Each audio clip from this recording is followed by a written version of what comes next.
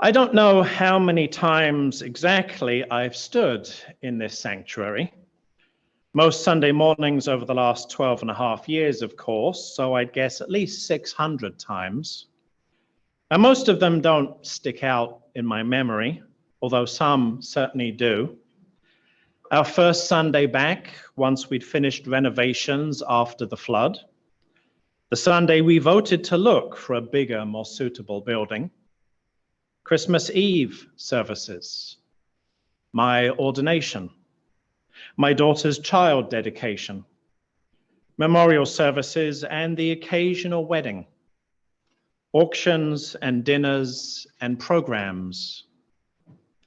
I remember in particular when we held a workshop here back in June 2017 to talk about what matters to us, to put into words what the UUFP is here to do that matters for us and for the world. About 40 of you were here at that workshop too. We began by figuring out the congregation's core values. Kathy McGowan from the Southern region was with us, and she led us in an activity where we started off in small groups and then merged smaller groups into larger groups. And finally, we were all in one big group that had come up with names for what matters to us. The first value we named was love. That was easy to name as Unitarian Universalists. It took a little more work to name service, and then with some effort, we named generosity. Now, the goal of the process, as Kathy explained it to us, was to have 3 values. So then it was time to say what we did with those values, or at least what we intend as a congregation to do with them, and that would be our mission. We started brainstorming some verbs, and it was Joanne Dingus, our Director of Religious Education, who suggested that we connect in love, engage in service, and inspire generosity. Further conversation, though, revealed that something was missing. We realized that we needed to add a 4th value, namely wonder, though we then decided that it should actually be placed first. Life is rarely linear. So now we had 4 UUFP values, and we said that our mission is to grow in wonder, connect in love, engage in service, and inspire generosity. We spent the next year deciding if we had that right, trying it on to see if it really did describe what we were doing and who we're already trying to be. Concluding that it did, we officially adopted our new mission in 2018. Since then, I would say our values and mission have only become more obviously part of who we are, our identity as the UUFP. As such, everything we do is measured against our mission. We ask ourselves such questions as, what more can we do to help one another grow in wonder? How can we be better at connecting in love with one another and with our neighbors? What else can we do to help more members and friends to engage in service? How can we be a better example to those beyond our walls and inspire generosity in the world? So when the Article 2 Study Commission identified values as the basis of their proposed new covenant between UU congregations in our association, I was certainly pleased to see that the commission included love, but that was not unexpected. I was thrilled, however, to read that they also named generosity, given that it's one of our UUFP values too. Here's what the commission says about it. We cultivate a spirit of gratitude and hope. We covenant to freely and compassionately share our faith, presence, and resources. Our generosity connects us to one another in relationships of interdependence and mutuality. So let's reflect on generosity this morning. Today is also the official start of the Canvas, our annual pledge drive. And yes, if you are wondering, that's not a coincidence. For now, though, let's sing my second favorite hymn that's all about the world and our lives we share with one another. One of the things I missed most during the pandemic was the UUFP potluck. When we couldn't be together in person, or when we could be together but had to wear masks, eating a meal wasn't an option. I was so glad when we could hold potlucks again, because they're not just fun, they're an important part of community. We had a soup social last week, for instance, as we do on fourth Sundays during colder months. And as part of Beloved Community Wednesday each week, we begin with a potluck before the evening's programs. It's so meaningful to sit around a table together, not merely eating a meal, but breaking bread in a spiritual sense too. And while it's nice if the food has been provided by someone else, even better if they do the cleaning up afterwards, I think it's even better when it's food that we ourselves have brought. For one thing, there's the variety of what people bring. For another, there's the surprise of what exactly that will be. Then there's the fact that some people will bring a simple dish and others will bring something more involved. Some will bring food they made themselves. Others will bring something from the supermarket. Some will bring something inexpensive and others will bring something that costs more. And it's all good and it's all enjoyed with gratitude for the time that we get to share with one another. In a similar vein, something else that I hope we'll be able to bring back soon is coffee and snacks on a Sunday morning. We used to do that between services when we had 2 in-person services. And though we have offered coffee after the service, now that we have one multi-platform service, it's understandable that most people aren't going to stick around when it's already time for lunch. Now, we're updating our allergy awareness policy. And once that's figured out, I think we can start offering coffee and snacks again during the time between the forum and the service. Obviously, it's not a sit-down meal, but being able to chat with someone over a hot drink and some cookies or a bagel with cream cheese is still a great way to get to know them and build connections. Of course, the other part of what we call Sunday morning hospitality has been in place since the beginning of the church year, namely greeting and ushering. This is all about welcoming people, first into the building and then into this sanctuary, and helping everyone feel at home, whether they are a long-time member or a first-time visitor. This is true hospitality, welcoming one another into this community as if we were guests in one another's homes. Now, in case you've been wondering why I've been talking about potlucks and snacks and hospitality in a service that's supposed to be about generosity, it's because they are all examples of generosity. At a potluck, we're generous with the food we bring to the table, without expectation that we'll receive something of equal value in return, but trusting that it will all be good, whatever it is. And when it comes to hospitality, we're generous with our time, with our care, maybe with our own sense of comfort, knowing that it's worth it to help others feel comfortable here. As Mason said earlier, all that this fellowship is and all that this congregation has are what we bring to it. If it weren't for people being willing to welcome one another into this shared space, it wouldn't feel nearly so warm and inviting. And if it weren't for people willing to bring food to a potluck, there wouldn't be a potluck, just a group of people sitting around a table staring uncomfortably at one another, I guess. And that we even have this space and warmth and light and chairs to sit on and tables to sit around is thanks to the generosity of our members and supporters in giving their money too. Today, as you heard, is the official kickoff of our canvas, the annual pledge drive when we ask one another as members and supporters to think about how much this congregation means to us and commit to generous giving for the next church year.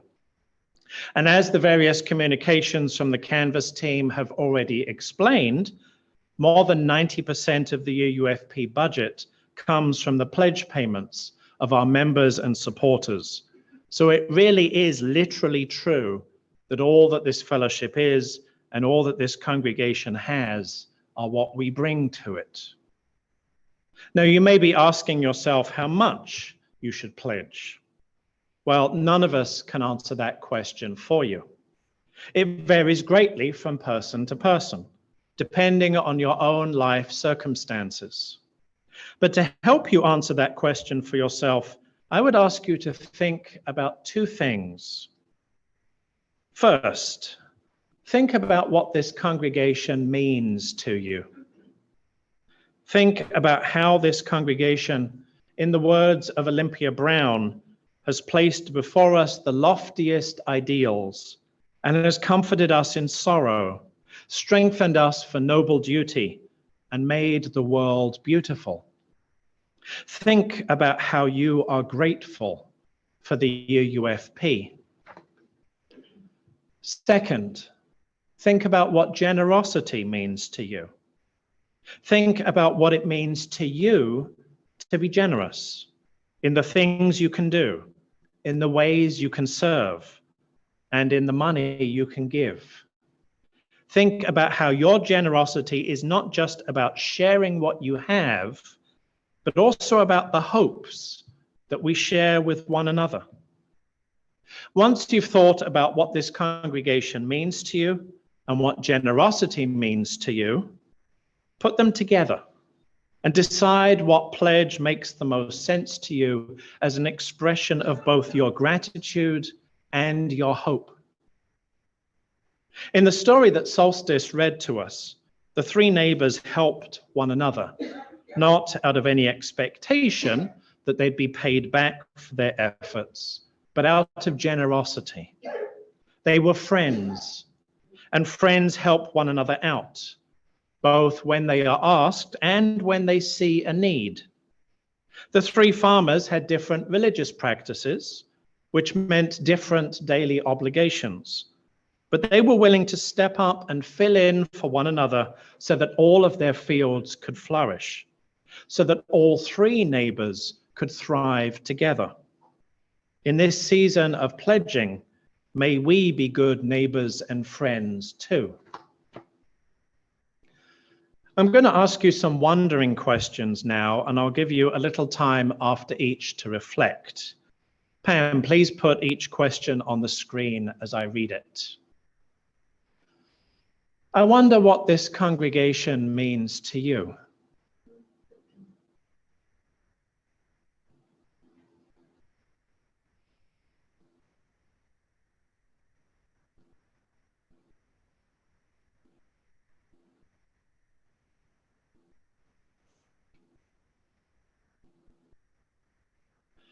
I wonder how you are grateful for the UUFP.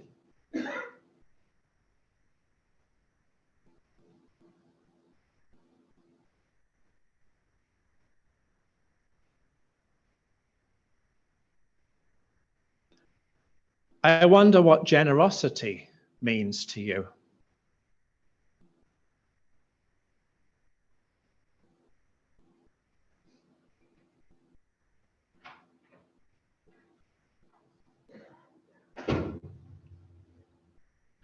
I wonder what hopes we share with one another.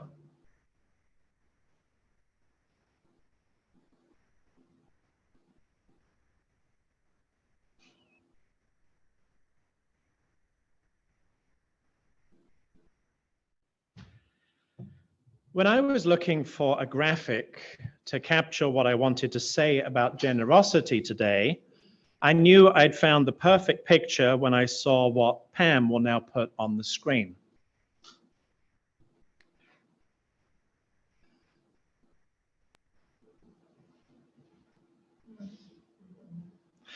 In this picture, there's an adult holding in their hands some dirt with a small seedling growing in it.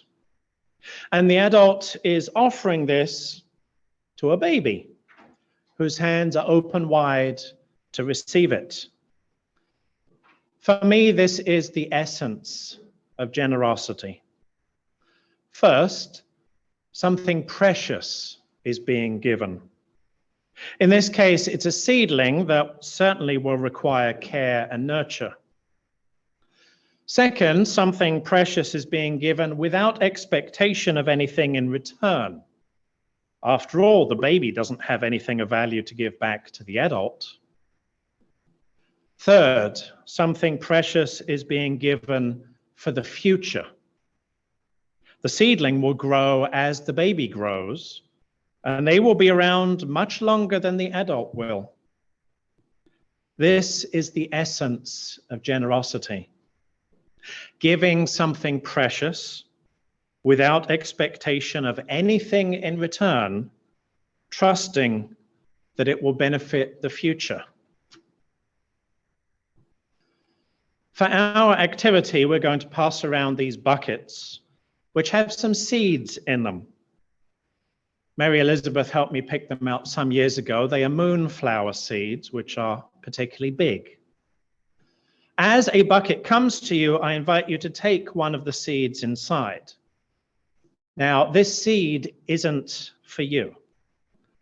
This seed is for you to give to a young person to plant. Perhaps a child or a grandchild or a neighbor's child, old enough to plant it, so not an actual baby.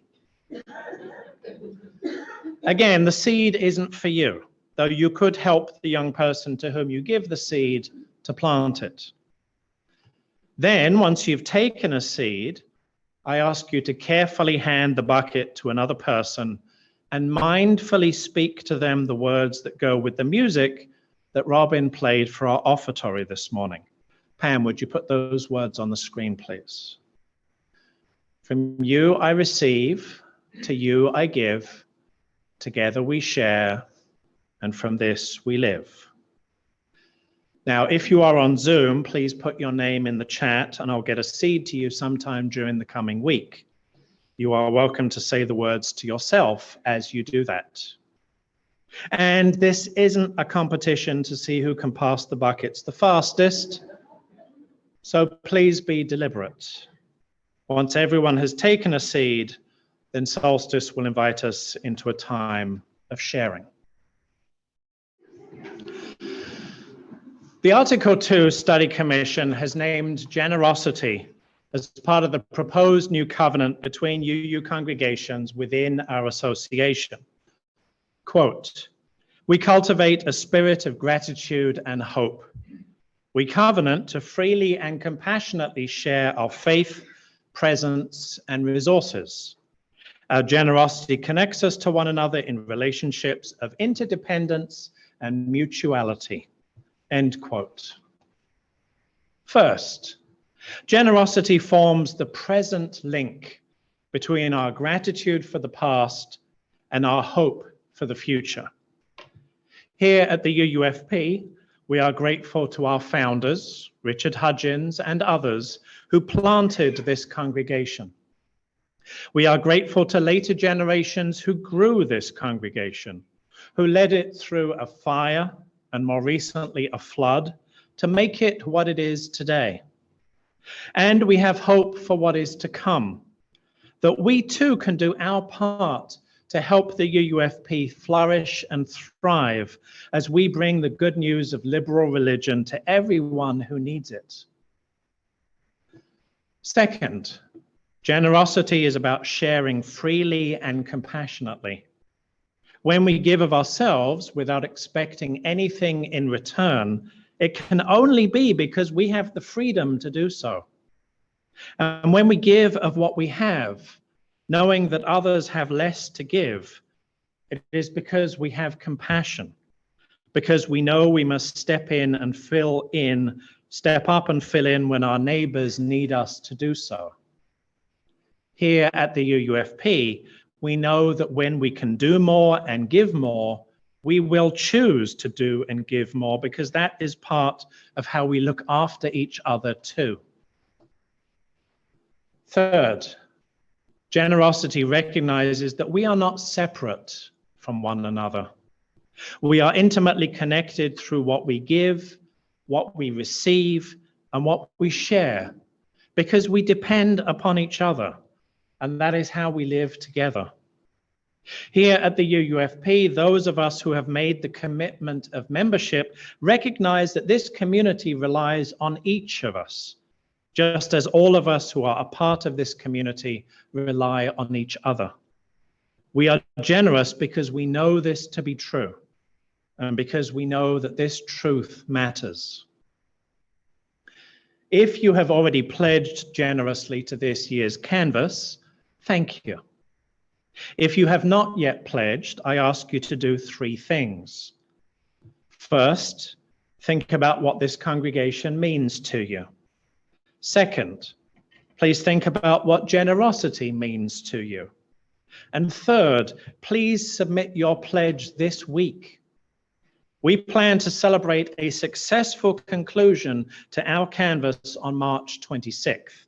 And the sooner you pledge, the sooner we'll know what that looks like. In this season of pledging, may we plant the seeds of generosity together. May our community flourish as those seeds grow through our work together. May we step up for one another when needed so that we can thrive together. And with gratitude for the past and hope for the future, may we be good neighbors and friends too. May it be so.